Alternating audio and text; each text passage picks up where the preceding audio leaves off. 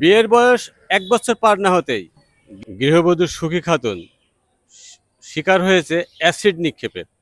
অভিযোগ উঠেছে তার স্বামী তাকে অ্যাসিড নিক্ষেপ করেছে। আমরা এসেছি মেহেরপুর জেলার গাংনী উপজেলার স্বাস্থ্য কমপ্লেক্সে। এখানে চিকিৎসাধীন রয়েছে অ্যাসিড নিক্ষেপ প্রাপ্ত গৃহবধূ। আমরা বিস্তারিত জানাবো, আপনারা মানবতার চোখের সাথে থাকুন। বাল্য বিয়ের ফল, অবশেষে অ্যাসিড ছোড়ার অভিযোগ। মেহেরপুর জেলার গাংনী উপজেলার পীরতলা গ্রামের সুখজান মণ্ডলের ১০ম শ্রেণী পড়ুয়া মেয়ের সাথে একই উপজেলার শুকুরকান্দি গ্রামের সিদ্দিক আলীর ছেলে সিজান আলীর সাথে ১ বছর আগে পারিবারিকভাবে বিয়ে সম্পন্ন হয়। ৬ মাস চলে তাদের সংসার। তারপর দুজনের মধ্যে শুরু হয় পারিবারিক দ্বন্দ্ব ও নির্যাতন। তাই গৃহবধূ সুখীজান চলে আসে বাবার বাড়ি। কয়েক মাস যাবৎ সুখীকে স্বামী সিজান আলী তার বাড়িতে নিয়ে যেতে চায়, কিন্তু সুখী তাকে তার বাড়িতে যাবে না বলে জানিয়ে দেয়। সম্প্রতি সুখী তার মা সহ বাড়িতে রাতে শুয়েছিল। হঠাৎ বাড়ির পিছন দিয়ে ঘরের জানালা দিয়ে অ্যাসিড ছুঁড়ে মারে। এতে সুখীর শরীরের বিভিন্ন জায়গাতে অ্যাসিড পড়ে পুড়ে যায়। গত রাত্রে আমি ঘুমিয়েছিলাম, তার আগে আমার হাজবেন্ড কিছুক্ষণ আগে ফোন দিছিল, আমি ফোন ধরিনি। আবার ফোন দেওয়ার পরে চালাপে আবার ঘুম অবস্থায় ঘুমাবো, তখন ও পাঁচিলের ওপর উঠে পুকুর দিয়ে অ্যাসিডটা ছিটি দিছে ১২টার দিকে রাত। জি।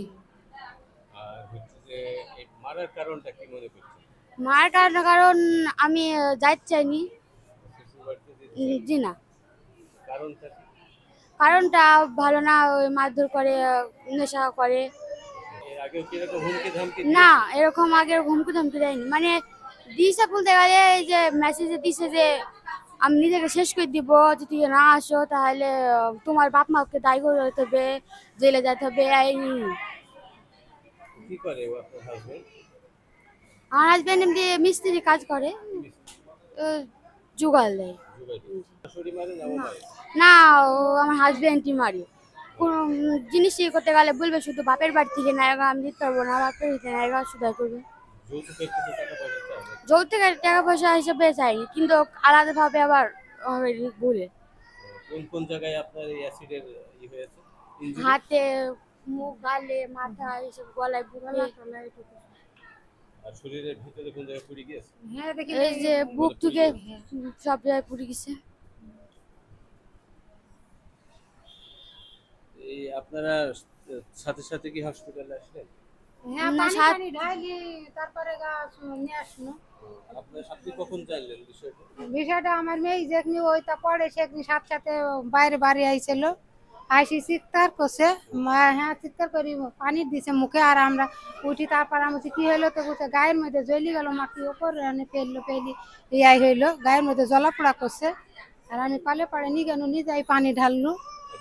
জি। বিষয়টা কি থানাতে বা পুলিশকে আপনারা ফোন হয়েছে? না, এখনো নিচে আছে, এখন দিচ্ছে কি বলতে পারছি না। মামলা করব, সেরকম নিচেই সব আছে, তা এখন যার সময় গেছে। রাতেই তাকে গাংনী উপজেলার স্বাস্থ্য কেন্দ্রে ভর্তি করা হয়। সুখী অভিযোগ করে তাকে তার স্বামী অ্যাসিড মেরে হত্যার চেষ্টা করে। এ বিষয়ে মামলার প্রস্তুতি চলছিল। সুমাইয়া আক্তার, মানবতার চোখ, মেহেরপুর।